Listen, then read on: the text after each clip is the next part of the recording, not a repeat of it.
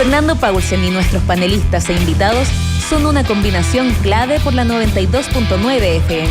La clave me escucha.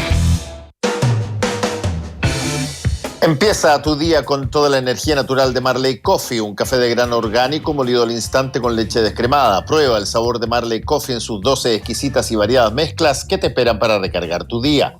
Con Marley Coffee disfruta tu día con toda la onda. Ya estamos conectados en este día miércoles con nuestra primera parte de este panel. Francisco Martorell, ¿cómo estás, Pancho? Hola, Fernando, ¿qué tal? ¿Cómo estás? Y Alberto Mayol, ¿cómo estás, Alberto? ¿Qué tal, Fernando? ¿Qué tal, Pancho? ¿Cómo están? Hola, Alberto, ¿qué tal? Bueno, partamos por los anuncios para ver cómo lo ven ustedes, Alberto y Pancho. La nueva Constitución va a ser redactada incluyendo la aprobación de escaños reservados para pueblos originarios. Algo que probablemente no salió como probablemente mucha gente quería, pero es un hito sin duda, no solamente por que acompaña al hito mismo de la Constitución, construida con una convención constitucional abierta, elegida por los ciudadanos, y me gustaría saber cómo vieron ustedes esta discusión y la resolución del tema en términos del Parlamento. Pancho. Bueno, yo creo que es una buena noticia, quizás no, como decías tú, todo lo amplia que se esperaba, pero creo que la presencia de un porcentaje que viene a ser del 13% de los escaños correspondientes a pueblos originarios, ojo, sin un representante de los afrodescendientes, creo que le va a dotar a este proceso constituyente y a esta convención de una legitimidad bastante amplia. Ya tenemos un hito que es el hecho de que sea paritaria, y ahora sumarle un porcentaje que corresponde más o menos a lo que los pueblos originarios dicen representar de acuerdo a las encuestas, censos y todo lo que se ha venido estudiando en los últimos tiempos. Creo que es un avance y va a darle una voz potente. Eso es fundamental. Van a estar ahí presentes. En algún momento se pensó que esto se caía, bueno, finalmente no salió con toda la cantidad que muchos esperaban. Tampoco era una petición muy fuerte, no, una demanda muy grande. Por el lado, no se estaba escuchando esta demanda en la moneda. Finalmente es una buena noticia. Vamos a ver, yo creo que este proceso que estamos iniciando los chilenos, que empezó con el plebiscito, que ahora viene la elección de los constituyentes, sin duda que va a ser mirado por todas partes. Lástima que algunos quieren meterle voces de otros lados, pero bueno, creo que estamos avanzando. Creo que es una buena noticia, Fernando. Alberto, ¿tú cómo lo ves? A ver, yo creo que es histórico. Yo entiendo que hay muchas personas que sienten que y esto pasa mucho, cuando vienen momentos de fuerte movilización social, protesta, y donde hay un triunfo de esa movilización social, la tendencia es a creer que el total de la energía desplegada va a lograr traducirse en instituciones, y eso nunca es posible. O sea, eso la verdad es que nunca ocurre, ¿no? Siempre la versión institucional de lo que acontece es mucho más pobre de lo que fue el despliegue de la energía en la sociedad. Entonces eso hay que tenerlo claro. Eso no significa aceptar cualquier cosa, por el contrario, en este caso estamos hablando de dos conquistas que son de carácter histórico para Chile, una de carácter histórico a nivel mundial, que es la paridad de género en la convención. La verdad es que es una situación bien sorprendente, de una profundidad, de un alcance enorme. Efectivamente hay mucha gente que dice que no es suficiente. Yo no sé cuándo es suficiente. La política está hecha de cosas insuficientes, nunca está hecha de cosas suficientes. La pregunta, la famosa frase de Elwin, de la medida de lo posible, no era ofensiva por el hecho de que la política fuese hecha siempre en la medida de lo posible. La frase era ofensiva porque sabíamos que la medida de lo posible era una posibilidad muy pequeña, que no se había extendido las posibilidades hasta un límite un poco más amplio. Y en ese sentido fue el problema. Hoy día estamos en presencia de una situación que es muy sorprendente y yo creo que el ejemplo de lo que está pasando es tan claro que en el momento en que parecía que esto se iba a suspender, y que no iba a haber solución, finalmente termina por existir una solución. En tiempo normal, para ser concreto, en las épocas normales del Chile transicional, en esos momentos en que parecía que se iba a suspender, lo que pasaba es que se suspendían las cosas. Entonces, estamos en una situación completamente distinta. Obviamente, hay expectativas insatisfechas, bueno, cuando no, pero yo creo que lo que se ha ido dibujando va mostrando, o sea, aquí estamos hablando de romper, literalmente, de romper toda la historia republicana de Chile. Es así de fuerte, romper toda la tradición constitucional, es romper toda la tradición histórica de la forma de incorporación de los pueblos originarios. Es una cosa sorprendente. Entonces, si uno no es capaz de dimensionar eso, en el fondo, bueno, está perdiendo cosa que mañana puede hacer una cosa que le falte mucho. Bueno, ok, pero estamos hablando de una cosa histórica. Sí, ese punto que tú estás haciendo, Alberto, me parece particularmente importante porque vamos a estar durante bastante tiempo discutiendo algo sobre la base de ver qué tanto acuerdo hay en determinadas materias y de pronto uno llega o uno piensa que este tipo de procedimiento tiene que ser como fueron todos los anteriores, digamos, donde los puntos fueron conquistados por aquellos que vencieron a otros. Claro. Y en este caso particular, creo yo, una de las cosas cuando tú tienes quórums y cuando tú generas una posibilidad de que la ciudadanía vote, es que la convención, tenga obligatoriamente que ponerse de acuerdo en montones de cosas que para muchas personas, probablemente de todo el espectro político, le gustaría que las cosas hubiesen sido redactadas o fueran redactadas de otra manera. Exacto. La tolerancia, si tú quieres, la pregunta mía tiene que ver con la tolerancia que tú sientes en la ciudadanía para algo que necesariamente, probablemente no va a ser el 100% de lo que todos quieren. Exacto, yo creo que ese es el tema y además el que nos va a convocar, porque efectivamente tampoco esa tolerancia puede significar que todo el proceso esté bajo un corsé y que finalmente termine diluyéndose. Un poco lo que hablábamos, es un hecho histórico, perfecto que tengamos los pueblos originarios, bueno, pero todavía surgen una serie de temas que ahí están pendientes y que tiene que ver con cuánto va a influir. Es decir, había algunos parlamentarios de la oposición mayormente que querían que este grupo fuera elegido por autoidentificación y no que se gestara esta suerte de que quedara en el paquete y una binomialización de su elección. Creo que todo ese tipo de cosas son esas letras chicas que tiene este proceso constituyente, es el que tenemos que ir resolviendo para que efectivamente, lo que tú dices, Fernando, que esta tolerancia y donde se discuta, se llegue a acuerdo y podamos avanzar hacia una nueva constitución, no termine que esa minoría o una posible minoría imponiéndole al resto lo que quiere que quede finalmente en la Constitución. Ese es un debate que vamos a tener, que se va a dar desde el primer día ahora en la elección, pero posteriormente cuando se conforme la convención, y que es muy importante, porque acuérdense que esto tiene un plebiscito de salida también, y el plebiscito de salida, que es obligatorio, no puede llevarnos a enfrentarnos que es una constitución anodina, que no nos representa, etcétera. Por eso es muy importante empezar a levantar la voz para que efectivamente aquellos sectores que quieren ser un veto se conviertan en un sector que efectivamente quiere construir una nueva constitución para el siglo ya XXI-XXII. Y ahí es donde se le va a pedir tolerancia a la mayoría, pero también a esa minoría que se abra a negociar, que esté dispuesta a los cambios, que no se quiera enclavar en un pasado que efectivamente nos llevó al 18 de octubre. Claro, yo creo que ahí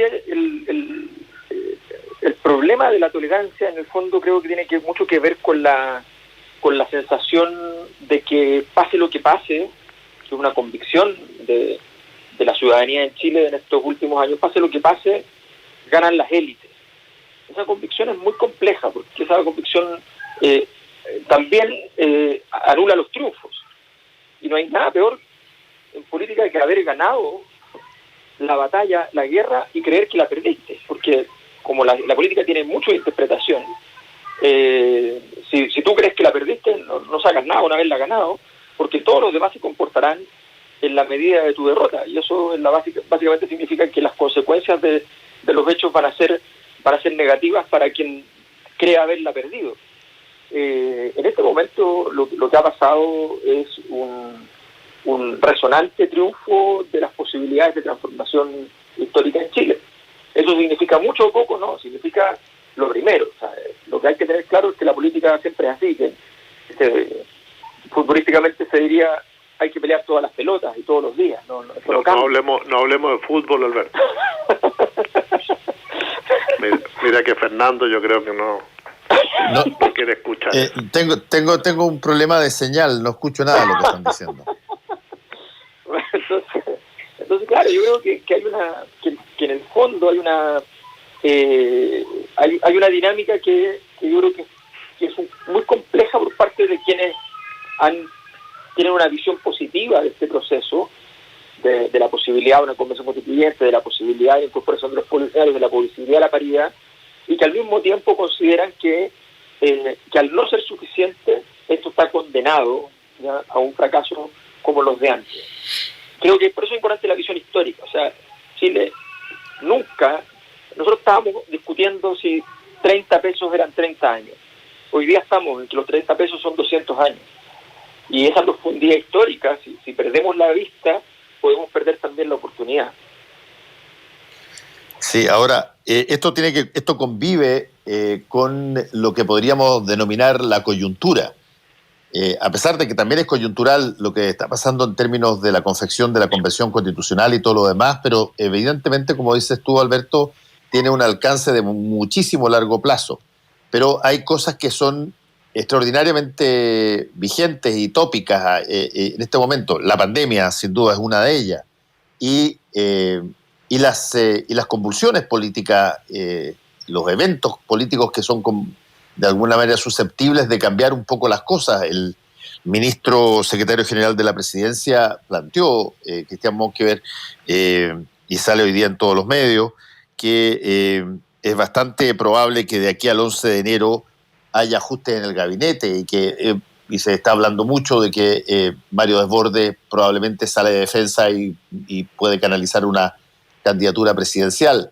Ya vamos, este debe ser uno de los gobiernos con la mayor cantidad de cambios de gabinete en un plazo acotado, corto, en un año, digamos, de los que han habido. Y cada vez que eso ocurre, bueno, las cosas tienen que ajustarse a la nueva fisonomía. ¿Cómo lo ven ustedes eso? Pancho.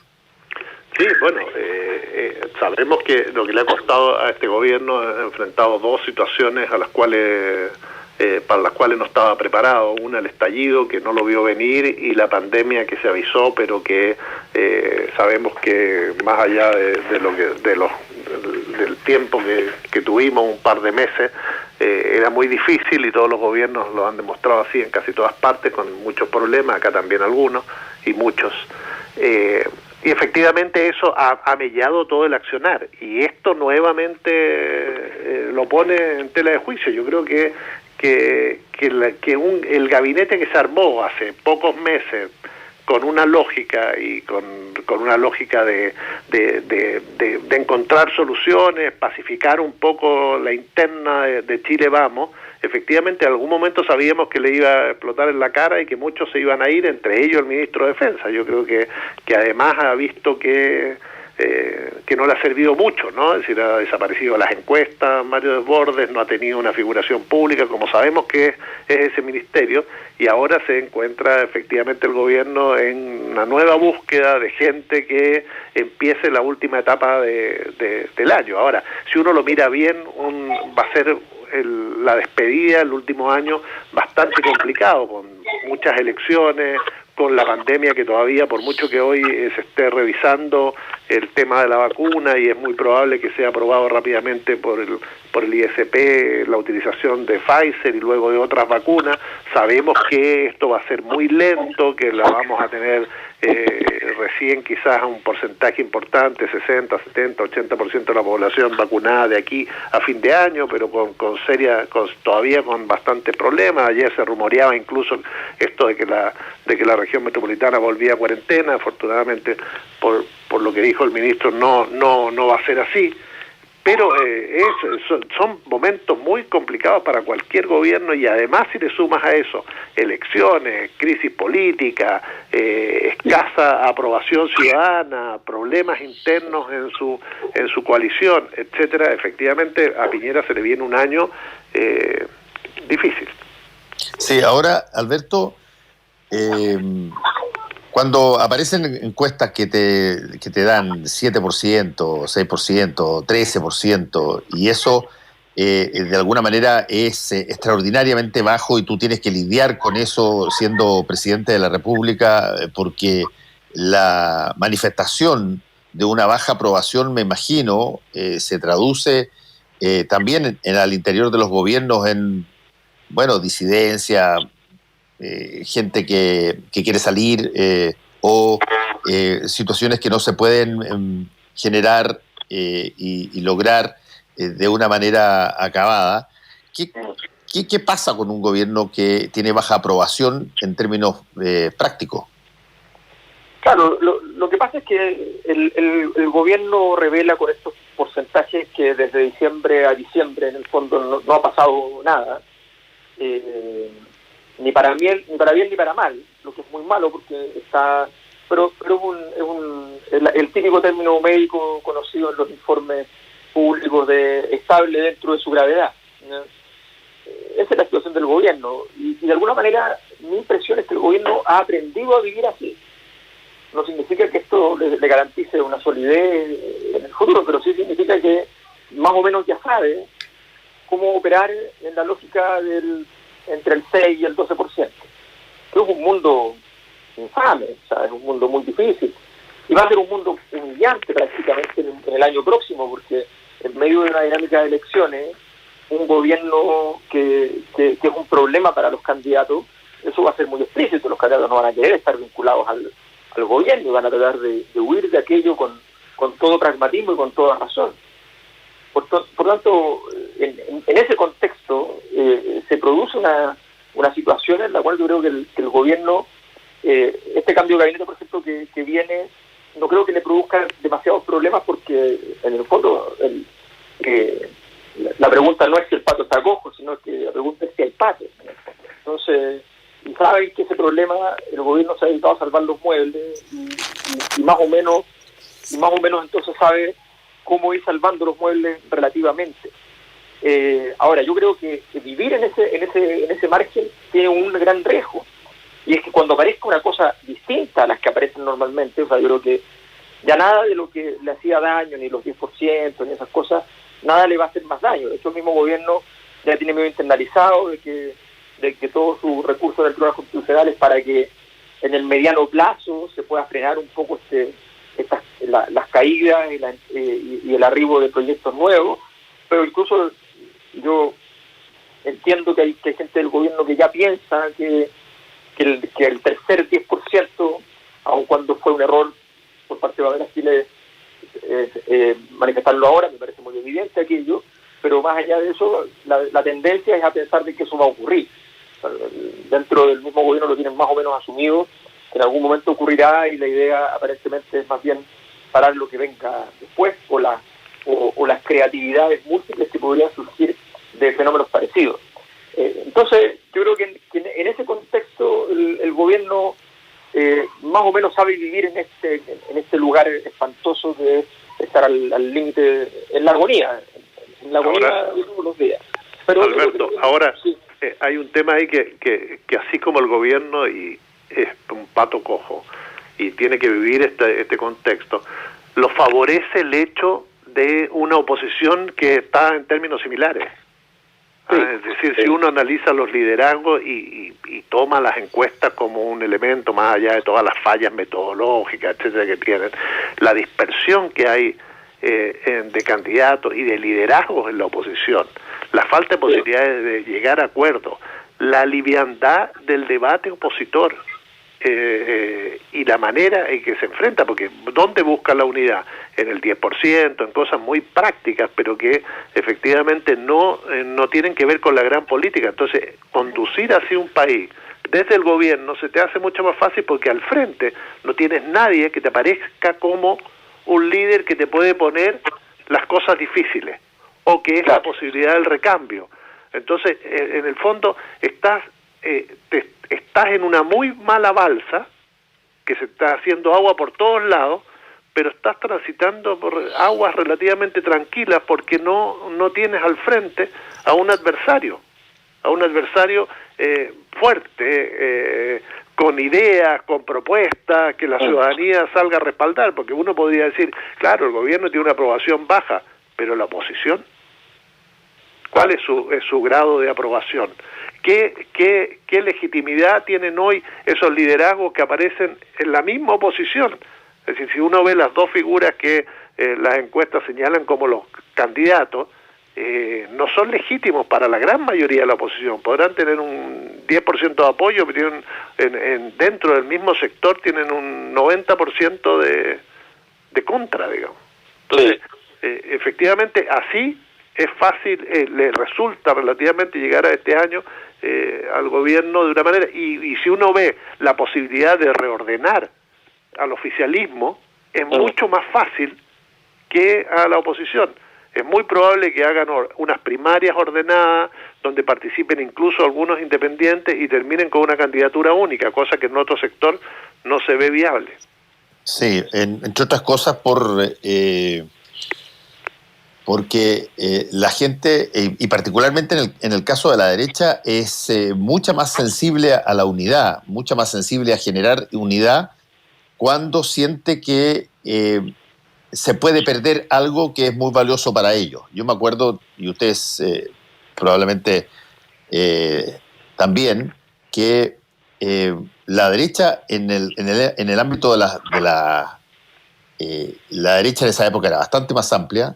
En el ámbito de la disputa y la lucha en contra del gobierno de la Unidad Popular, se pudo armar extraordinariamente bien y muy potentemente bajo el eslogan de la papelera no. Era algo que había que proteger, que se sentía amenazado, y generó frente a eso un acuerdo bastante amplio. En el caso actual hay un montón de cosas que, me imagino, en la Constitución se va a querer que no se modifiquen o no se alteren, y desde ese punto de vista la derecha es mucho más eficiente hoy día que la izquierda en tener claro qué es lo que es intransable, y por lo tanto en torno a eso se une, pero sin problema, desde el Partido Republicano hasta Evópolis.